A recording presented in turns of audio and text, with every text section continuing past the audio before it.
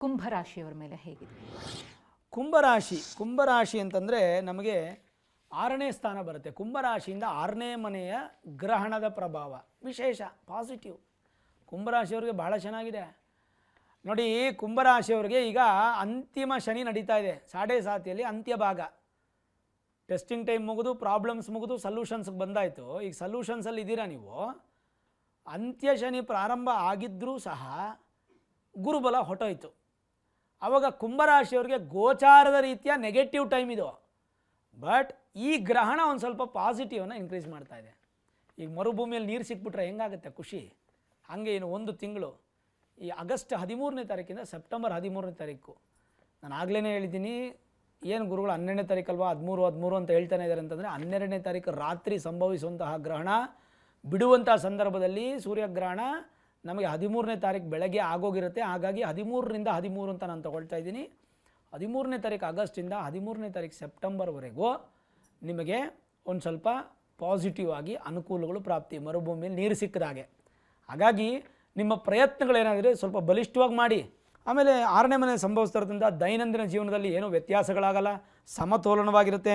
ಆರೋಗ್ಯದಲ್ಲಿ ಸುಧಾರಣೆ, ಆರ್ಥಿಕ ಸುಧಾರಣೆ, ಸಂಬಂಧಗಳಿಗೆ ಹೆಚ್ಚಿನ ಮಹತ್ವವನ್ನು ಕೊಡೋದು. ಅಕ್ಕ ತಂಗಿ, ಅಣ್ಣ ತಮ್ಮ, ಅಪ್ಪ ಅಮ್ಮ ಈ ಥರ ವ್ಯಾಲ್ಯೂಸನ್ನು ಜಾಸ್ತಿ ಮಾಡ್ಕೋತೀರಾ. ಭಿನ್ನಾಭಿಪ್ರಾಯಗಳಿಗೆ, ಮನಸ್ತಾಪಗಳಿಗೆ ಕೆಲಸನೇ ಇಲ್ಲ, ಅಲ್ಲಿ ಪ್ಲೇಸೇ ಇಲ್ಲ. ಭಿನ್ನಾಭಿಪ್ರಾಯ ಬರ್ತಾಯಿದ್ರೆ ಅಲ್ಲಿ ದೂರ ಮಾಡ್ತಾ ಇರ್ತೀರ. ನೀವು ಅಷ್ಟೊಂದು ಬಲಿಷ್ಠವಾಗಿರ್ತೀರ. ಕಷ್ಟಪಡುವಂತಹ ಮನಸ್ಥಿತಿಗಳನ್ನು ತಿಳ್ಕೊಂಡು ಅದಕ್ಕೆ ತಕ್ಕಂತೆ ನೀವು ಒಂದು ಪರಿವರ್ತನೆ ನಿಮ್ಮ ಮನಸ್ಸು ಇರುತ್ತೆ. ರೂಢಾಗಿ ಯಾರ ಜೊತೆನೂ ಬಿಹೇವ್ ಮಾಡಲ್ಲ. ಕುಂಭರಾಶಿಯವರು ಒಂದು ತಿಂಗಳು ತುಂಬ ಚೆನ್ನಾಗಿರುತ್ತೆ. ಬೇರೆ ಒತ್ತಡಗಳನ್ನು ಕೂಡ ನಿಮ್ಮಲ್ಲಿ ಹಾಕ್ಕೋತೀರ. ಒಂಥರ ಎಲ್ಲರಿಗೂ ಸರ್ವಿಸ್ ಮಾಡುವಂಥವ್ರು, ಎಲ್ಲರಿಗೂ ಸಹಾಯ ಮಾಡುವಂಥ ವ್ಯಕ್ತಿತ್ವ ಇರುತ್ತೆ. ನೋಡ್ಕೊಂಡು ಮಾಡಿ.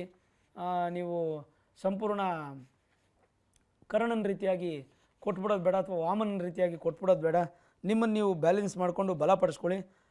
ಸ್ವಲ್ಪ ಮಾನಸಿಕ ಚಿಂತೆ, ಸ್ಟ್ರೆಸ್ಸು ಈ ಎರಡು ಮಾತ್ರ ಜಾಸ್ತಿ ಆಗುತ್ತೆ. ಆಮೇಲೆ ಬೇರೆ ಕೆಲಸಗಳು ಕೂಡ ನೀವು ಹೆಚ್ಚು ಹಾಕ್ಕೊಳ್ಳೋದ್ರಿಂದ ದೇಹದ ಒಂದು ಆರೋಗ್ಯದಲ್ಲಿ ಸ್ವಲ್ಪ ವ್ಯತ್ಯಾಸ ಆಗುತ್ತೆ. ಮಾನಸಿಕ, ದೈಹಿಕ ಮತ್ತು ಬುದ್ಧಿ ಈ ಮೂರು ಮುಖಾಂತರವಾಗಿ ನಿಮಗೊಂದು ಸ್ವಲ್ಪ ಸಮಸ್ಯೆ ಆಗ್ಬೋದು. ಬಿಟ್ಟರೆ ಉಳಿದಂತೆ ಕುಂಭರಾಶಿಯವರಿಗೆ ಸೂಪರ್ ಆಗಿದೆ ಅಂತ ಹೇಳ್ಬೋದು. ಪರಿಹಾರ ಗುರುಗಳು? ಪರಿಹಾರ ಅಂತ ಬಂದಾಗ ಕುಂಭರಾಶಿಯವರು ತುಂಬ ವಿಶೇಷವಾಗಿ ನೋಡಿ, ಈ ಸ್ಮರಣೆ, ಪ್ರಾರ್ಥನೆ ಇದಕ್ಕೆ ನಮಗೆ ಭಾಳ ಮಹತ್ವವನ್ನು ಕೊಟ್ಟಿದ್ದಾರೆ. ಹಾಗಾಗಿ ಕಥಾಸ್ಮರಣ ಅಂತ ಹೇಳ್ತೀವಿ. ಗುರುಚರಿತ್ರೆಯನ್ನು ಕೇಳುವಂಥದ್ದು.